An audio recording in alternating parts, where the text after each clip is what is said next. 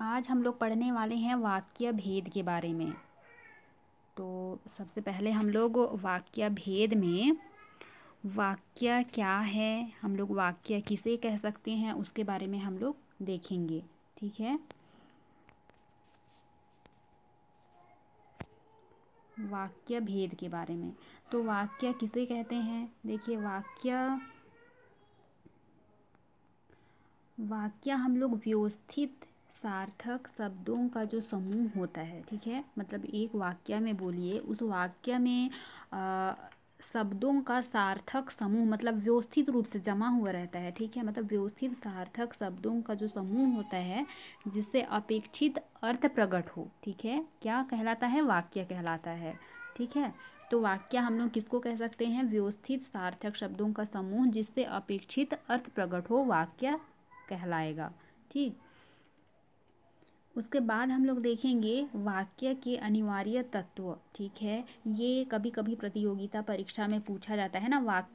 ये जो वाक्य भेद है ये इम्पोर्टेंट है। ठीक है, इसमें से एक ना एक प्रश्न जरूर पूछता है। ठीक है, उसमें वाक्य के अनिवार्य तत्व के बारे में भी पूछता है। ठीक है, मतलब वाक्य के अनिवार्य तत्व कितने हैं, इस प्रकार से उनका तत्व का संख्या भी पूछ सकता है। या तो फिर ये जो अनिवार्य तत्व दिया हुआ है इसमें से भी बीच से भी क्वेश्चन उठा सकता है। ठीक है, उसके बाद में फिर हम लोग वाक्य भेद के बारे में देखेंगे तो उसमें से क्वेश्चन बनता ही है। तो सबसे पहले हम लोग क्या देखेंगे?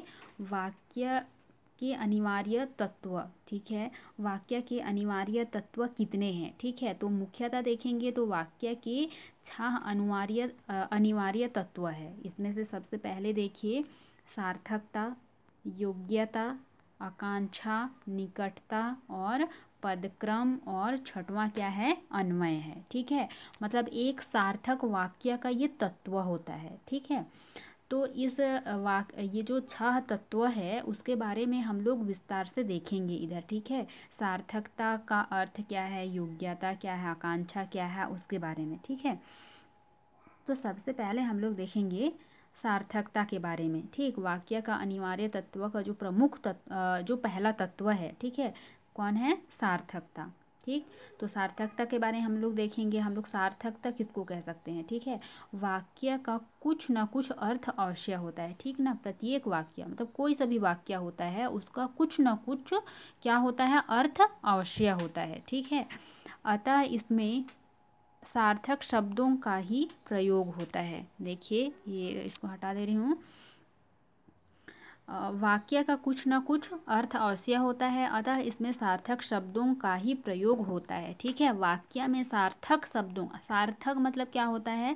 अर्थपूर्ण। ठीक है, मतलब वो उस शब्द का प्रयोग किया जाता है जो अर्थ प्रदान करता है। ठीक है, तो ये सार्थकता का वही मतलब होगा। ठीक है, मतलब वाक्य का कुछ ना कुछ अर्थ अवश्य होता है, अतः इसमें सार्थक शब्दों का ही प्रयोग होता है। ठीक, उसके बाद में फिर वाक्य के अनिवार्य तत्व का जो अगला तत्व है, ठीक है, मतलब दूसरा जो तत्व है उसके बारे में हम लोग देखेंगे। क्या है?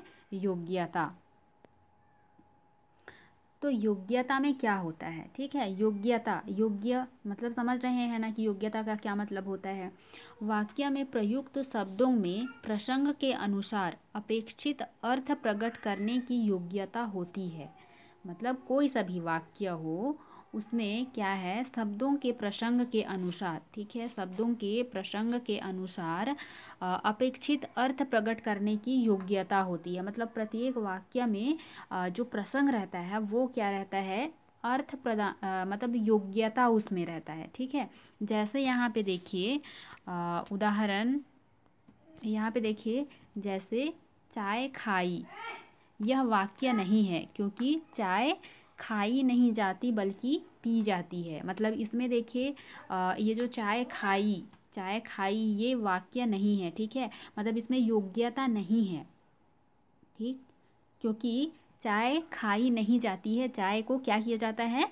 पिया जाता है, बल्कि चाय चाय पी जाती है। ठीक है, तो ये जो चाय पी जाती है इसमें क्या है? योग्यता है, ये वाक्य का योग्यता है। ठीक है, उसके बाद में फिर हम लोग तीसरा वाला जो तत्व देखेंगे वो है आकांक्षा।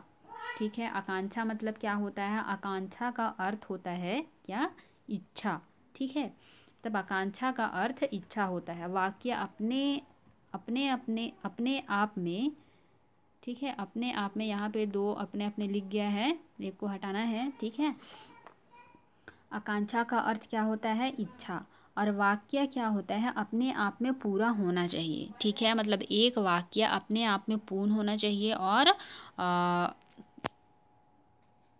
उसमें किसी ऐसे शब्द की कमी नहीं होनी चाहिए, ठीक है। मतलब एक पूर्ण वाक्य होना चाहिए और अपने आप में पूरा होना चाहिए और उसमें ऐसे किसी शब्द का कमी नहीं होना चाहिए, ठीक है, जिसके कारण अर्थ की अभिव्यक्ति में अधूरापन लगे, ठीक। मतलब एक वाक्य पूर्ण हो और उसमें किसी ऐसा शब्द का, मतलब शब्द का कमी नहीं होना चाहिए जिससे उस वाक्य का अभिव्यक्ति जब करेंगे तब अधूरापन लगे, ठीक है।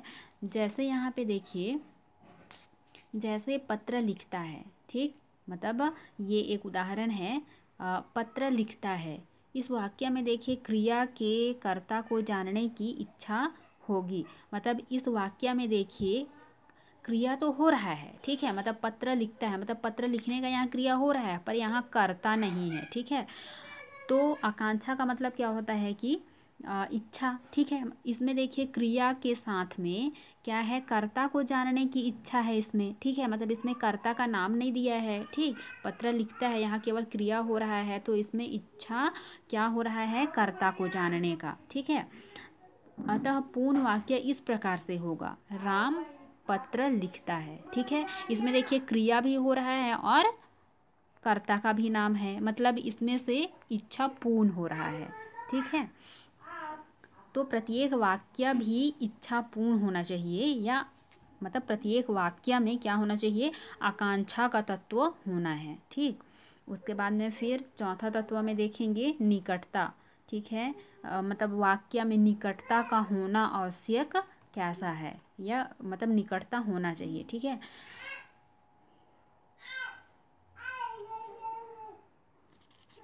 यहाँ पे देखिए टाइप में थोड़ा सा गलती हो गया है, ठीक है। यहाँ पे आलते लिखा गया है, तो इसको बोलते कर दीजिएगा आप लोग, ठीक है। बोलते तथा लिखते समय, ठीक, बोलते तथा लिखते समय वाक्य के शब्दों में परस्पर निकटता का होना बहुत आवश्यक है, ठीक है। मतलब प्रत्येक वाक्य को बोलते या लिखते समय हम लोग जब लिखते हैं उसमें मतलब एक निश्चित मतलब निकटता होता है, ठीक है। तो ये जो वाक्य होता है उसमें लिखते या बोलते समय जो शब्द होता है वो परस्पर निकटता होना चाहिए। रुक रुक कर बोले या लिखे गए शब्द वाक्य नहीं बनाते, अतः वाक्य के पद निरंतर प्रवाह में पास पास बोले या लिखे जाने चाहिए, ठीक है। मतलब एक अच्छा वाक्य बोलेंगे या एक वाक्य में क्या होना है? निकटता होना है, उसमें लिखेंगे फिर भी से हम लोग मतलब एक निश्चित मतलब निकटता को देखते हुए लिखते हैं तो वो सुंदर दिखता है। और जब हम लोग बोलते हैं फिर भी से जब बोलते हैं उस समय भी ये निकटता आवश्यक है, ठीक है। मतलब एक एक शब्द को थोड़ी देर बोले, उसके बाद में फिर और एक शब्द को बहुत देर के बाद में बोले, तो फिर वो वाक्य नहीं कहलाता है या वाक्य के लायक नहीं रहता है, ठीक है। तो लिखते या बोलते समय शब्दों में परस्पर निकटता होना बहुत आवश्यक है, ठीक है। उसके बाद में फिर पांचवा वाला नंबर में देखेंगे पदक्रम, ठीक। पदक्रम में क्या होता है? वाक्य में पदों का एक निश्चित क्रम होना चाहिए। जो भी वाक्य है उस वाक्य में पद का, ठीक है, पद का निश्चित क्या होना है? क्रम होना है, ठीक है। सुहावनी है, रात होती चांदनी, देखिए यहाँ पे देखिए क्या बोलते हैं, उदाहरण दिया हुआ है, ठीक है। सुहावनी है रात होती चांदनी, इसमें देखिए पदों का क्रम व्यवस्थित ना होने से इसे वाक्य नहीं मानेंगे, ठीक है।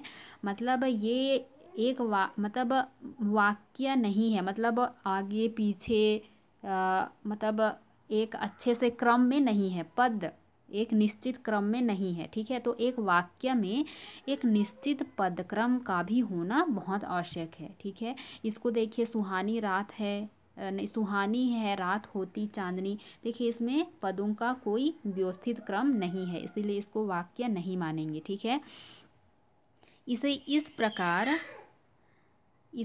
प्रकार होना चाहिए, ठीक है। उसका यहाँ पे मतलब निश्चित या निश्चित क्रम में, पद क्रम में यहाँ पे व्यवस्थित किया गया है, ठीक है। चांदनी रात सुहानी होती है, ठीक है। तो ये एक क्या है, व्यवस्थित पदक्रम हो गया, ठीक है। चांदनी रात सुहावनी होती है, ठीक है। तो प्रत्येक वाक्य में पदों का भी एक क्रम होता है, ठीक। उसके बाद में फिर अगला तत्व पढ़ेंगे हम लोग। छठवां जो तत्व है अन्वय, ठीक। अन्वय का अर्थ क्या होता है, मेल, ठीक। वाक्य में मतलब प्रत्येक वाक्य में बोलेंगे तो लिंग, वचन, पुरुष, काल, कारक आदि का क्रिया के साथ साथ ठीक ठीक मेल होना चाहिए। मतलब वाक्य में जो भी लिंग है, वचन है, कारक है, काल है, पुरुष है, उसका ठीक ठीक क्रिया के साथ में क्या होना है, मेल होना है। अन्वय, अन्वय होना है मतलब मेल होना है, ठीक है। जैसे यहाँ पे देखिए, जैसे बालक और बालिका गई, रुकिए ना 1 मिनट, इसको थोड़ा सा ऊपर को हटा देती हूँ। जैसे यहाँ पे देखिए बालक और बालिका गई, ठीक। मतलब ये मेल खा रहा है, नहीं खा रहा है, मतलब इसमें अन्वय नहीं हो रहा है। इसमें देखिए कर्ता क्रिया अन्वय ठीक नहीं है, मतलब कर्ता और क्रिया का अन्वय ठीक नहीं है। अतः देखिए यहाँ पे शुद्ध वाक्य होगा, ये ऊपर का जो बालक और बालिका गई, इसका शुद्ध वाक्य क्या होगा, बालक और बालिका गए, ठीक। तो ये क्या हो गया, मतलब ठीक मेल खाया है, ठीक है। तो इस तरह से देखिए वाक्य का 6 अनिवार्य तत्व होता है। तो ये अनिवार्य तत्वों को याद रखना है आप लोगों को, ठीक है। मतलब कभी कभी प्रतियोगिता परीक्षा में ये भी पूछा जाता है कि वाक्य के कितने अनिवार्य तत्व है, ठीक है। तो 6 होगा, ठीक। उसके बाद में फिर हम लोग देखेंगे आगे वाक्य के अंग, ठीक है। वाक्य के अंग में देखेंगे तो वाक्य के 2 अंग है। कौन कौन सा, उद्देश्य है और दूसरा विधेय है, ठीक है। मतलब अभी वाक्य के बारे में हम लोग संपूर्ण जानकारी प्राप्त करेंगे। हम लोग वाक्य किसे कहते हैं हम लोग ये समझ गए, वाक्य के अनिवार्य तत्व कितने होते हैं ये हम लोग समझ लिए हैं, ठीक है। उसके बाद में फिर हम लोग वाक्य के कितने अंग है उसके बारे में हम लोग अभी अध्ययन करेंगे, ठीक है। तो वाक्य के 2 अंग हैं, ठीक। उसमें पहला है उद्देश्य और दूसरा है विधेय, ठीक है। तो सबसे पहले हम लोग देखेंगे उद्देश्य। वाक्य का जो पहला अंग है वो है उद्देश्य, ठीक। उद्देश्य क्या है, मतलब वाक्य में हम लोग उद्देश्य किसको कहेंगे, ठीक है। उसके बारे में हम लोग देखते हैं। उद्देश्य देखिए, उद्देश्य हम लोग उसको कह सकते हैं मतलब जिसके बारे में कुछ बताया जाता है। यहाँ पे मात्रा लगा दीजिएगा, ठीक है। सॉरी, ये बताया में, ठीक है।